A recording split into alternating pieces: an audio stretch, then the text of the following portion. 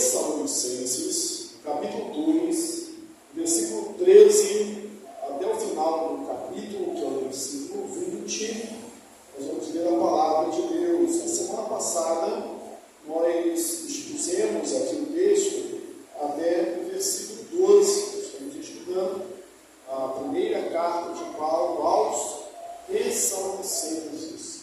Eu nos digo que é uma carta com forte teor escatológico entre as cartas de Paulo.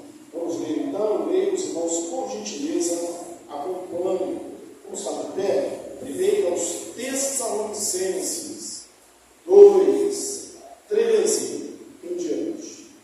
Outra razão ainda temos nós para incessantemente dar graças a Deus, é que, tendo nós recebido a palavra que nós ouvistes, que é de Deus, acolheste não como palavra de homens, e sim como, em verdade, é a palavra de Deus, a qual, com efeito, está operando eficazmente em vós, os que credes. Tanto é assim, irmãos, que vos tornastes imitadores das igrejas de Deus, existentes na Judéia em Cristo Jesus, porque também padecestes, da parte dos vossos patrícios, as mesmas coisas que eles, por sua vez, sofreram os judeus, os quais não somente mataram o Senhor Jesus e os profetas, como também os perseguiram, e não agradam a Deus, e são adversários de todos os homens, a ponto de nos impedirem de falar aos gentios para que estes sejam salvos, a fim de irem enchendo sempre a medida de seus pecados. A ira, porém, sobreveio contra eles definitivamente.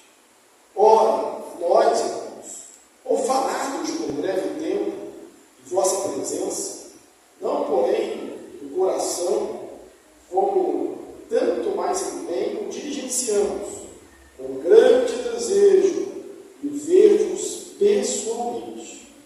Por isso quisemos ir até vós, pelo menos eu, Paulo, não somente uma vez, mas duas. Contudo, Satanás nos barrou no caminho. Pois quem é a nossa esperança, ou alegria, ou coroa em que exultamos na presença de nosso Senhor Jesus em sua vida? Não sois vós? Sim. Vós sois realmente a nossa glória e a nossa alegria. Amém? Assembleia dos irmãos. No capítulo 1, Paulo falou da eleição dos Tessalonicenses e como essa eleição foi confirmada. Eles eram eleitos e a eleição tinha sido confirmada. Nós lembramos aqui, desde a introdução, como o Evangelho chegou ali. Passa a Macedônia e nos ajuda. Lembre-se que Tessalônica era a capital da Macedônia e Paulo esteve ali arrazoando nas sinagogas durante 3 sábados, plantou a igreja. Mas sobreveio uma grande perseguição ali. Paulo foi expulso e teve que fugir de suas pressas. Então, agora Paulo vai, no capítulo 2, fazer uma certa defesa, porque esses que expulsaram Paulo eram os inimigos, eram aqueles que estavam causando tumulto para a igreja, perseguição para a igreja. Certamente estavam falando que Paulo não era apóstolo, que Paulo pregava o outro evangelho, que Paulo pregava por interesse próprio, que Paulo era covarde porque tinha fugido, que não se interessava por eles. E Paulo estabelece aqui a sua defesa, entre outras coisas, dizendo que Deus confiou a ele o evangelho. Deus confiou a ele o evangelho. Que ele, em momento algum,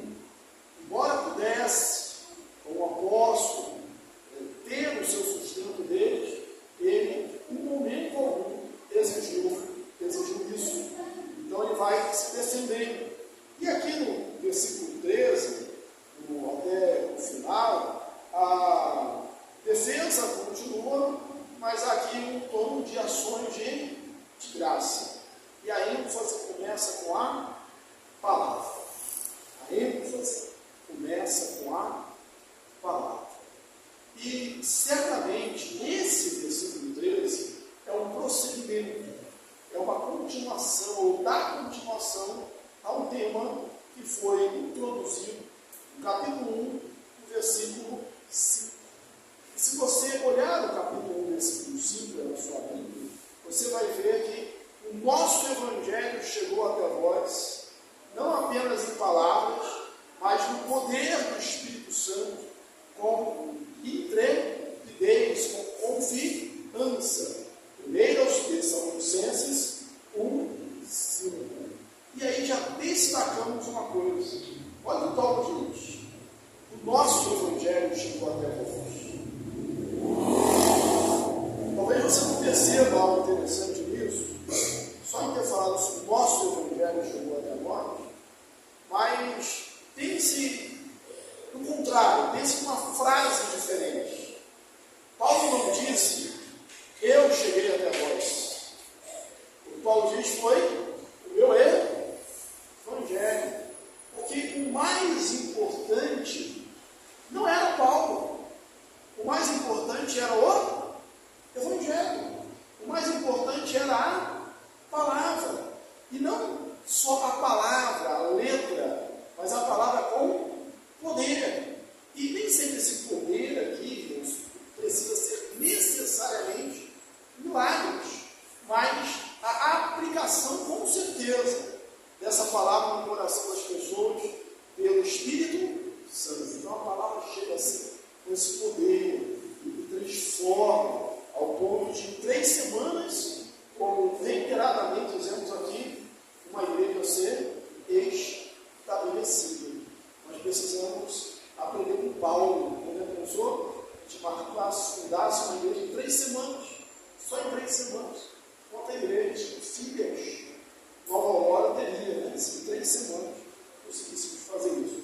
Mas o meu destaque é esse: a palavra, o Evangelho é que chega. Porque é o Evangelho, eu lembro de outro texto de Paulo, lá em Romanos, no capítulo 1, versículo 6, que é o Evangelho que é o poder de Deus. Não o homem que é o poder de Deus. O Evangelho é o poder de Deus para a transformação, né, de todos os acontecimentos. Primeiro do judeu e também do grego. E agora, aqui no versículo 13, ele continua dizendo, ainda outra razão temos nós para incessantemente dar graças a Deus, que é, aí ele fala, qual é a razão que temos para dar graças a Deus? É que vocês receberam a palavra. Vocês receberam a palavra. Que de nós vocês ouviram. Não como palavra de homem, mas como de fato ela é a palavra de Deus. Esse é o motivo de ação de graça do apóstolo Paulo. Nós precisamos, irmãos, também hoje, ser como os Tessalonicenses, de receber a palavra, não como palavra do homem, mas como palavra de Deus. De fato, é a palavra de Deus, a Bíblia. E eles fizeram isso. Eles não receberam com a palavra única, mas com a palavra de Deus. Nós precisamos ter essa santa reverência, ouvir a palavra.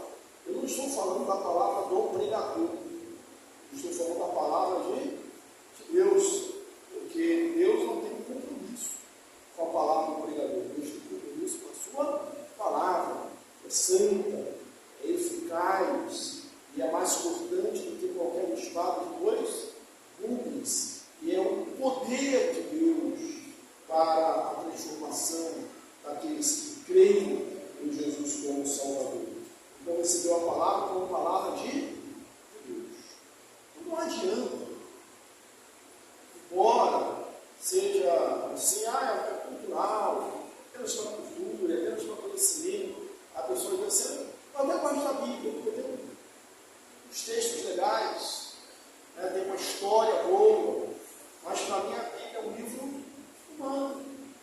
E muitas pessoas leem assim. Nós precisamos ler a Bíblia com uma palavra de Deus titulada ao nosso coração, que ela realmente se renove a cada minuto, venha achar. Estudamos há pouco tempo, pregamos há pouco tempo aqui sobre as 7 parábolas contidas em Mateus, no capítulo 13, a parábola do semeador, que o nosso solo seja aquele último solo, o solo fértil, o solo que a semente cai e produz a 30, a 60 e a 100 e assim por um. Porque recebemos a palavra como palavra de Deus. Paulo dava ações de graças. Paulo reconhecia isso como uma bênção. Paulo não está reclamando de ter apanhado. E se você lembrar aqui do estudo passado, ele falou que, embora tendo sofrido, era no conhecimento dele, porque eles sofreram em Filipos.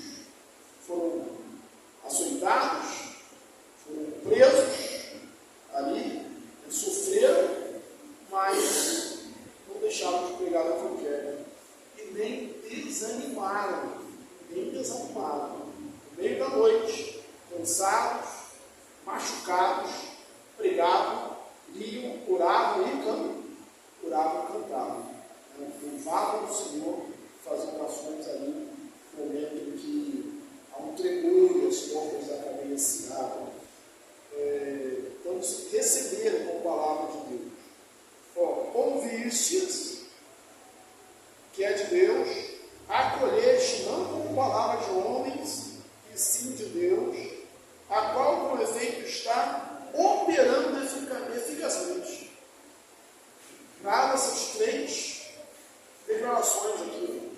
Primeiro, eles ouviram como palavra de Deus, e de fato é palavra de Deus. Depois eles acolheram, e essa palavra está operando. Para ficar mais didático, fácil de você gravar, grava assim: ouvir, acolher e operar. Difícil? Não é bem fácil, né? Ouvir, acolher e operar. Vamos repetir? Ouvir, acolher e operar. Eles ouviram a palavra, isso é a recepção externa, eles acolheram a palavra fez morada no seu coração. Eu não consigo falar e não lembrar lá da parábola do semeador, que eu fiz isso há pouco tempo, que é como a terra que acolhe a semente. Lembra-se que no meio do caminho não podia colher a semente, porque era um solo duro. As aves do céu vieram e a comeram, arrebataram a semente, simbolizando o diabo. A que caiu no solo rochoso tinha pouca terra, isso? E ela não pôde, também não conseguiu acolher a palavra. Nós precisamos ser aquele solo preparado que acolhe a palavra, abraça a palavra, recebe a palavra.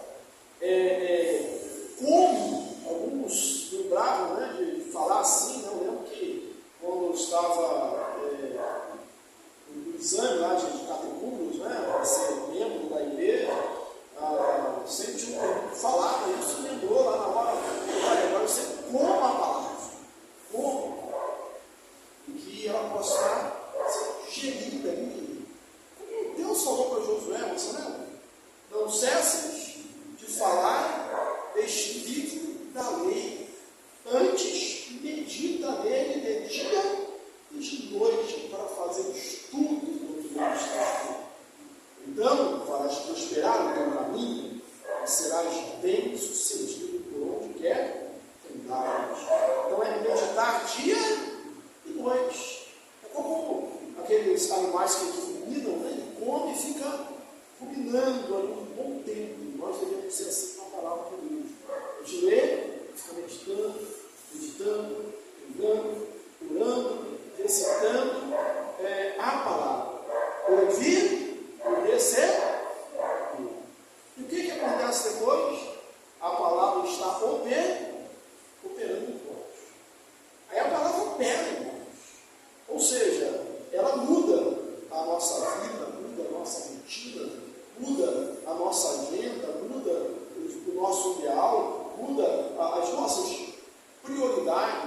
ou seja, ela tem efeito, é a aplicabilidade da palavra de Deus.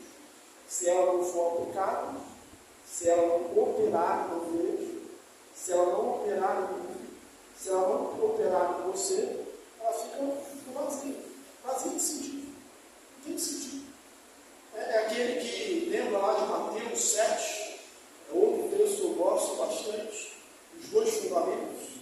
A quem compararei aquele que ouve essa palavra, a palavra de Deus, e a pratica. É comparado a um homem que foi e edificou a sua casa sobre a rocha. E aí caiu a chuva, transbordaram os rios, sopraram os ventos, deram um ímpeto contra aquela casa, e ela não caiu. E aquele que ouve e não pratica? E aí nós podemos pegar aqui a linguagem do Paulinho e dizer, e aquele que ouve e a palavra não opera? E aquele que ouve, apenas ouviu, mas não acolheu, e ela não operou, ou seja, não teve aplicação na vida dele. É comparado àquele que foi e edificou a casa sobre a areia.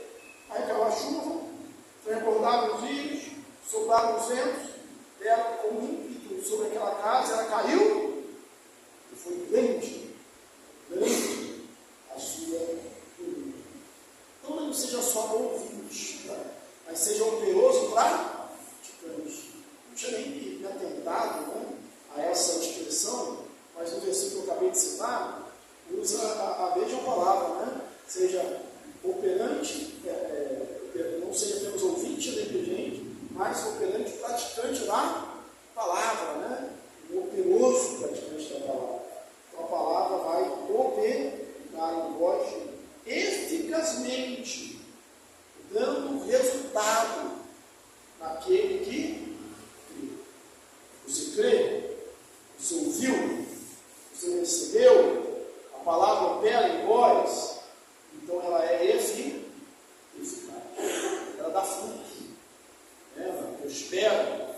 Ela germina. Isaías, Deus fala isso em Isaías também. Assim será a palavra que sair da minha boca. Não voltará para mim vazia, mas fará o que me apraz e prosperará naquilo para o que é desejo. Tanto é assim, como versículo 14, que vos tornastes imitadores das igrejas de Deus existentes na Judéia, em Cristo Jesus. Segundo Hendricks, William Hendricks, quando ele põe aqui as igrejas em Cristo Jesus, que estão na Judéia, ele quer dar uma ênfase que é a igreja de Cristo mesmo, porque existia outras assembleias. Se você lembra, igreja vem do termo grego eclesia, que significa a assembleia. Então existiam outras assembleias, ou seja, outras reuniões, outras associações de pessoas. Tudo isso é chamado de eclesia. Só que ele estava falando da igreja reunida. Qual igreja? A igreja de Jesus na Judéia. E essa igreja na Judéia sofria forte perseguição. E aí Paulo está dizendo, olha, vocês são iguais a eles. Vocês estão caminhando onde pisaram os santos. Vocês estão pisando no mesmo lugar. Vocês não são diferentes deles nesse sentido. Vocês passam pelas mesmas aflições. Não apenas receberam a palavra, mas estavam dispostos a receber, a sofrer as consequências. Muito diferente, irmãos, daquilo que, por vezes, nós pegamos para tentar agradar. Lembrando que nesse capítulo, na semana passada, nós enfatizamos a palavra de Paulo, que ele não estava ali com palavras dos índios, né? Querendo agradar nem a eles, nem a ninguém. Mas que a gente pegava o Evangelho. Mas sim, a palavra deles é uma palavra de amor. Tanto é que ele diz que é como a ama que acaricia, é como uma mãe que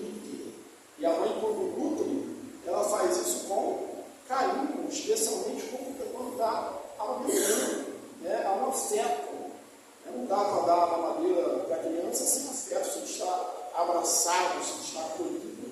E assim, essa metáfora da mãe, ela é bastante interessante também, e aí você que a mãe vai se identificar, é que a mãe, ela, quando está, antes do bebê nascer, quando ela está grávida, ela está alimentando a criança, e ela, quando come, ela pensa não só nela, mas ela pensa também na criança. E naquele negócio que está comendo por dor, não, entendeu? Conversa, não é só isso, não. É que procura qualidade, né? Fala assim, não, isso aqui eu tenho que comer, porque faz bem para o bebê. Nem gosta, mas tem que comer, porque faz bem para o bebê. No período da amamentação, também tem que tomar cuidado, vai pensar no que vai comer, por causa que ela está alimentando, amamentando, e o leite vai passar, né? Porque tem de bom também, tem de ruim. Inclusive, até a medicação. Tem algumas medicações é necessário ser evitado. Por quê? Porque o bebê é muito de si da mãe. Que metáfora boa, né, para o pregador. Né? Tem que estar preocupado com o que ele vai se alimentar, o que ele vai ter, porque quando ele prega, as pessoas se alimentam de distância de Deus, com certeza, da palavra, mas do pregador também. Ele usa o exemplo da mãe e usa o exemplo do pai. Da mãe que nutre, e no texto aqui o pai é o exemplo, o modelo a ser seguido, como nós tivemos em vós, né, como o pai. E a igreja recebeu a palavra, estava dizendo, diferente do que nós pregamos hoje. Quando eles receberam a palavra, eles receberam um pai junto com a palavra.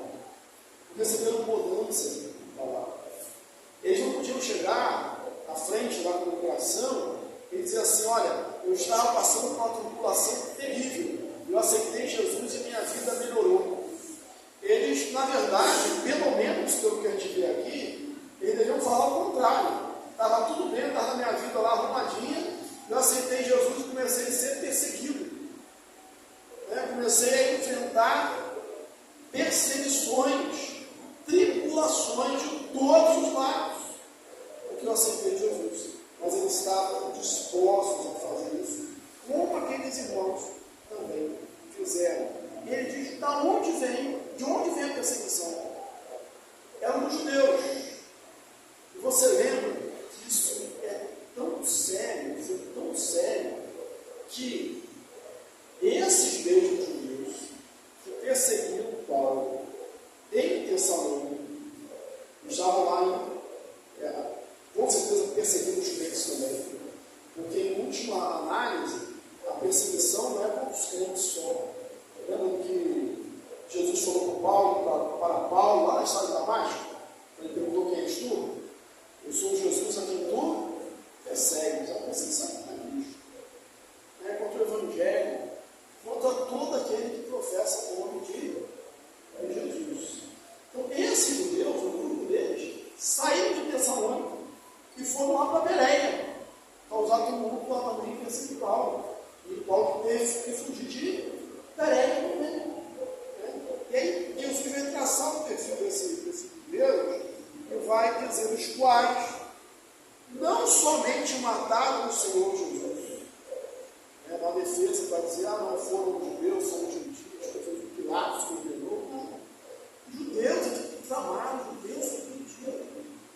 E eles também matam os profetas. Na verdade, o próprio Jesus, lá em Mateus 23, havia dito isso. Que ele enviaria escribas, os seus profetas, e alguns deveriam, e a outros matariam. Fizeram isso.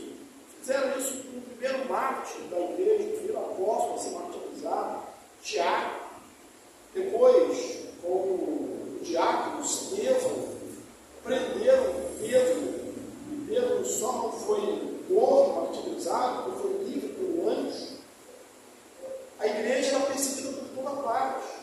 Paulo mesmo testificava que ele consentia na morte dos cristãos. E a gente não sabe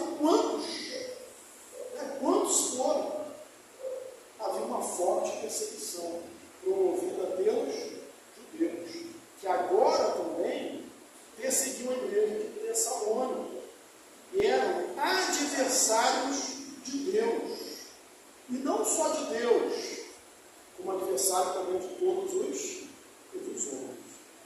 Mas como assim, pastor? Eram adversários de todos os homens? Sim, lembra que o judeu considerava todo mundo que não era judeu como cão.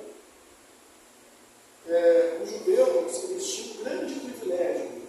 Eles eram um povo escolhido. Só que eles interpretavam isso de uma maneira errada, o reino que Jesus estava pregando. Eles achavam que eram os escolhidos para que todos os povos os servissem. Nunca pensaram no contrário, que eles eram os escolhidos para servir a todos os povos. Como Deus disse para Abraão: em ti serão benditas todas as famílias da terra. E nós precisamos ter esse cuidado também. Às vezes a gente vê algo semelhante a alguns crentes, mas assim, eu não sou caldo, eu sou cabeça. É verdade, cabeça, Deus escolheu assim, você é príncipe do Senhor, né? Você é eleito de Deus, você é nação santa, é sacerdócio real, você é menina dos olhos de Deus. Só que não é para ter posição de altivez e pisar em ninguém. É escolhido para seguir, para amar, para demonstrar o que Deus fez por nós. Versículo 16: a ponto de nos impedirem de falar aos gentios, para que estes sejam salvos. Você já viu aquela expressão? Não sei se eu posso falar que é um ditado, uma expressão muito corriqueira. Diz assim: se não pode ajudar, também não atrapalha. Não é isso que a gente fala várias vezes, ouve, né? Olha, eu sou assim, se eu não posso ajudar, atrapalhar também eu não vou atrapalhar. É isso? Não é o que acontece aqui. Eles não ouviram a palavra, eles não queriam receber a palavra, eles estavam endurecidos contra a palavra, queriam matar Jesus quando estava na terra, depois perseguiram os discípulos. E o texto aqui impediram. Queriam impedir que os gentios recebessem a palavra. Não é para nós, não é para eles também. Queriam impedir que os gentios fossem salvos. O que acontece? Deus tem zelo pela sua palavra. E não há afronta maior do que impedir o progresso dessa palavra. O texto vai dizer aqui que a medida da iniquidade deles, do pecado deles, foi enchendo. A ira, porém, sobreveio sobre eles definitivamente. Eu quero apenas abrir um parênteses aqui, para que não haja assim, a sensação de um antissemitismo, né? De uma raiva dos judeus. Não, os judeus têm que ser uma nação fiel em todos os tempos. Nós somos a igreja do Senhor. Todo judeu que se converter, que aceitar Jesus, vai entrar nesse novo Israel de Deus, que é a igreja. Só a igreja, o povo de Deus hoje é a igreja. Assim fizeram Paulo. Paulo foi um judeu, fariseu dos fariseus, e se tornou um cristão, usando até a alcunha de perseguidor para perseguir. Pedro, João, todos os apóstolos de Deus. Lá em Atos, como nós dizemos, Atos mais uma vez, no capítulo 6, versículo 7, diz que a palavra de Deus crescia em Jerusalém. A palavra de Deus crescia em Jerusalém, e muitíssimos sacerdotes obedeciam à fé. Como se, qual é a salvação dos judeus? É a mesma para mim e para você. É aceitar Jesus como Senhor e Salvador. Vamos passar para o versículo 17. Paulo mostra o seu interesse, possivelmente para defender-se de uma acusação de que ele não se importava com os Tessalonicenses. Tem sempre aquelas pessoas que lançam ali a sementinha do mal, a discórdia. Eu imagino esses que perseguiam Paulo, que perseguiam os crentes, está vendo? Ele não se preocupa com vocês. Ele fugiu e nem quer saber de vocês mais, ó, quer ser com vocês. E Paulo diz, olha, eu estive tempo, estou no tempo, nós tivemos, eu acho interessante a palavra que temos aqui, eu confesso que eu não vi essa palavra em nenhum lugar. Eu não é só da Bíblia, não, eu vi essa palavra em nenhum lugar mesmo. Né? Se é uma palavra comum para você que diz aí, mas nós estamos orfanados de vocês. Estamos orfanados de vocês. Somos órfãos, somos separados, fomos arrebatados, nós somos tirados, somos expulsos da presença de Deus. É assim que nós sentimos. É esse o nosso sentimento. Nós não saímos porque nós quisemos. Nós saímos porque nós fomos obrigados a sair, estar longe da vossa presença. E aí, aqui é quase um poema, ou há um poema, né? Esse não dá um poema. Longe dos olhos, mas perto do coração. É um verso bonito, né? Longe dos olhos, mas perto do coração. É isso que Paulo fala aqui, ó. De vossa presença, não porém do coração. Estava longe da vossa presença, não do vosso coração. É correto também. Também lá depois de 1 Coríntios 13, ninguém pode discordar de que Paulo é um correto também. Então, longe dos olhos, perto do coração, longe de vocês, mas bem perto do coração. Se a frase já existe, alguém deve ter copiado de Paulo aqui, né? Longe dos olhos, mas perto do coração. Mas ele tem empenho, diligente, um esforço, a desejo de ver pessoalmente. Grifa esse pessoalmente. Porque isso dá um caráter de afetividade, de amor. Ele queria estar pessoalmente. Está mandando uma carta. Nós estamos vendo uma carta. Já mostra a consideração. Mas ele queria ver pessoalmente. Como isso precisa ser enaltecido, resgatado e enaltecido no nosso dia. Porque a gente acostuma fazer tudo virtualmente. Se fala mais pelo WhatsApp, pelas redes sociais, que pessoalmente. Não, eu quero ver pessoalmente, eu quero olhar olho no olho, eu quero poder abraçar, eu quero poder sentir, eu quero poder ver as expressões de vocês pessoalmente. Contudo, né, por isso, quisemos ir até agora.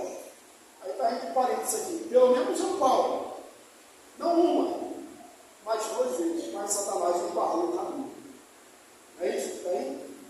Contudo, Satanás nos barrou o caminho. Interessante, irmãos, é que Paulo era foi um grande missionário da igreja, o maior missionário da igreja, talvez também a maior mente, não só da igreja, mas de todos os tempos, inclusive se comparar com qualquer filósofo. Mas Paulo encontrava muitos obstáculos. Mesmo antes de chegar na Macedônia, você lembra que o Espírito de Jesus o impediu, né? Eles queriam prosseguir, mas o Espírito não deixava. Ele não era o diabo, era Jesus. E agora aqui é o próprio diabo, não deixa. Né? Bota uma barreira. Não sei o que era essa barreira. Talvez se Paulo fosse até lá, ele ia causar mais mal do que bem. Imagina, Paulo é o líder da igreja, né? Paulo é um missionário, eles são os lá fugidos, o pessoal está sendo perseguido. Você deve lembrar que Jason, esqueci o nome, foi preso depois que Paulo foi embora. Eles queriam prender Paulo, não conseguiram prender Paulo, prenderam Jason.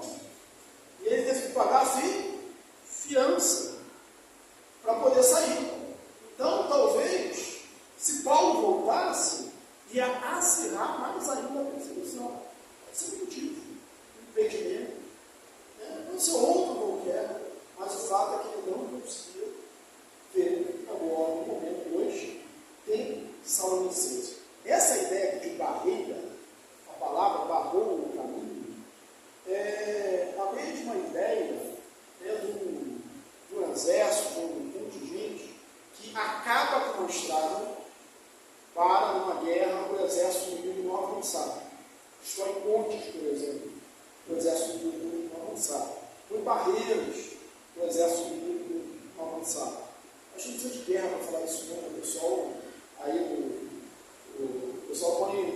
de cacas, né? Então não é isso aí, barrou o caminho, tem um impedimento, tem que ser tirado.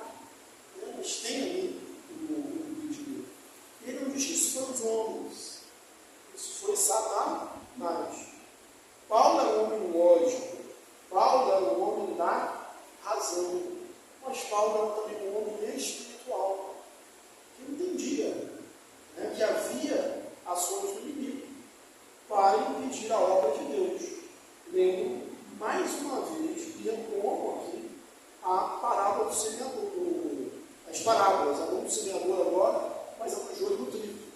Quando os empregados foram falar com o dono da seara, o semear chegou a semente do seu campo, de onde pode ver o joio? Ele não teve dúvida, ele não titubeou, ele não ficou pensando, falou, o inimigo fez isso. O inimigo fez isso. Então nós não podemos ser inocentes e pensar que não há uma ação do inimigo para parar a obra do Evangelho. E aí ele faz um grande elogio aos filipenses, uma declaração de amor. E esse foi um versículo que eu decorei hoje. Pois quem é a nossa esperança e a nossa alegria, e a nossa alegria que exultamos, e a nossa coroa diante de Jesus Cristo, o Senhor Jesus, em sua vida. Não sois vós? Não eu digo que vocês são a minha esperança, a minha alegria e a minha coroa em Jesus Cristo, na sua vida. Não esqueçam que o livro de Epístola aos Tessalonicenses é uma epístola escatológica. Paulo não tinha assim discernimento nenhum. Só que a escatologia de Paulo é uma escatologia para a vida, o tempo todo. Né? Ele está pensando, olha, a gente está separado. Eu agradeço a Deus por eles receberam a palavra, eles receberam o Evangelho. Nós fomos amados por vocês, como mãe, como pai, e vocês são agora a minha alegria. Vocês são a minha esperança. Vocês são a minha coroa. Só hoje? Não. No dia da vida de Jesus também. Ou até o dia da vida de Jesus. Coroa, irmãos, ela tem duas palavras no grego. Um é diadema, que é usado quase que exclusivamente para a realeza, coroa real, e outra é Stéphanos, que é a coroa usada para aquele que conquista o prêmio no jogo, ou guia, ou uma arena. Então é um prêmio. E a palavra que Paulo está usando aqui é justamente a segunda, Stéphanos. É como se ele tivesse conquistado alguma coisa. E ele se gloriasse disso. A glória dele estava nos Tessalonicenses. Vocês são minha esperança, vocês são minha alegria e vocês são a minha coroa. Eu vou citar um texto aqui, se você quiser, você abre. 3 João, versículo 4. 3 João, versículo 4. Capítulo, tem, capítulo sobre, né? Então você vai para 3 João, versículo 4. Eu creio que seja esse versículo. Assim, João assim, não tenho maior alegria do que esta, de ouvir que os meus filhos andam na verdade. Conferem no favor, como eu notei, não tenho maior alegria do que esta, de ouvir que os meus filhos andam na verdade. Isso aí, não tenho maior alegria do que esta, de ouvir que os meus filhos andam na verdade. 3 João, versículo 4. Qual é a alegria do pregador?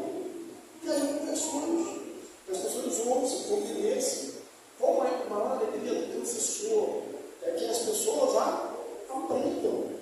E se o aluno superar em algum momento o professor, o aluno superar o mestre, ao invés de ser uma derrota, isso vai ser uma grande vitória. As